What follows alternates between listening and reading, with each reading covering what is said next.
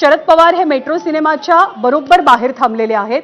लवकरात लवकर दुरुस्ती व्हावी अशी मागणी या मोर्चाच्या माध्यमातून होते आणि त्यातच जर आपण बघितलं तर राज ठाकरे आणि उद्धव ठाकरे हे ठाकरे बंधू एकच।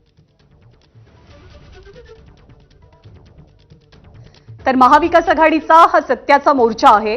येत्या निवडणुकांपूर्वी जे सदोष मतदार याद्या आहेत त्यांच्यामध्ये सुधारणा केली जावी, अन्यथा थेट निवडणुकाच पुढे ढकला अशी मागणी महाविकास आघाडीनं एकमुखानं लावून धरली आहे। दुसऱ्या बाजूला आपण दृश्य पाहतोय ती म्हणजे कार्यकर्ते, सामान्य जनता, नागरिक, पदाधिकारी यांनी मोठ्या संख्येने केलेल्या गर्दीची।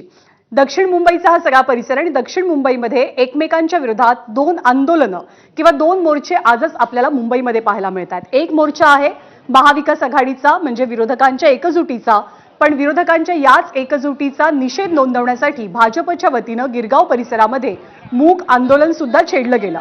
विरोधकांचा पराभव आगामी काळात आणि आगामी निवडणुकांमध्ये निश्चित आहे आणि त्याच पराभवाची पूर्वतयारी म्हणजे आजचा हा मोर्चा असल्याची टीका सत्ताधाऱ्यांनी सत्याचा मोर्चावरती केलेली आहे।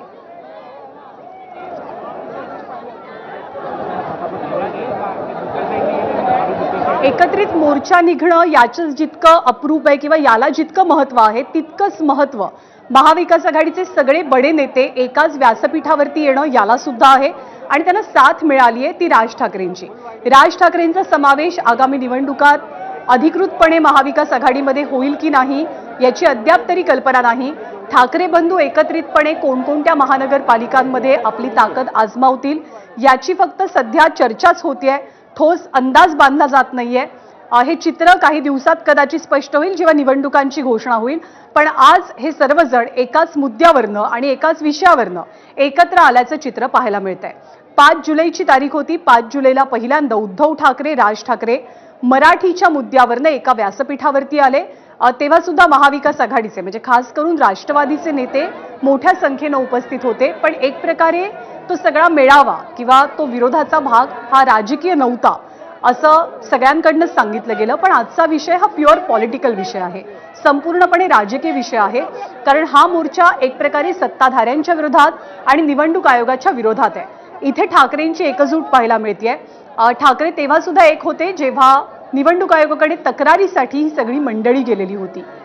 कौटुंबिक पातळीवरती त्यांचं एकत्र येणं हे आता एक प्रकारे राजकीय भाषेत न्यू नॉर्मल बनलेलं आहे, पण राजकीय पातळीवरती या दोघांच्या युतीची घोषणा कधी होते याची प्रतीक्षा असताना आजच्या मोर्चात हे दोघेही ठाकरे बंधू एकत्र पाहायला मिळतात।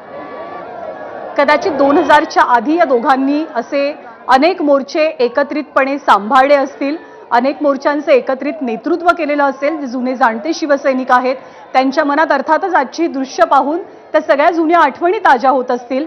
नागपूरचा एक मोठा मोर्चा झालेला होता 1999 साली, त्याच्या आधी सत्ताधाऱ्यांच्या विरोधात उद्धव ठाकरे असतील, राज ठाकरे असतील यांनी अनेक मोर्चांचं नेतृत्व सुद्धा केलेलं आहे।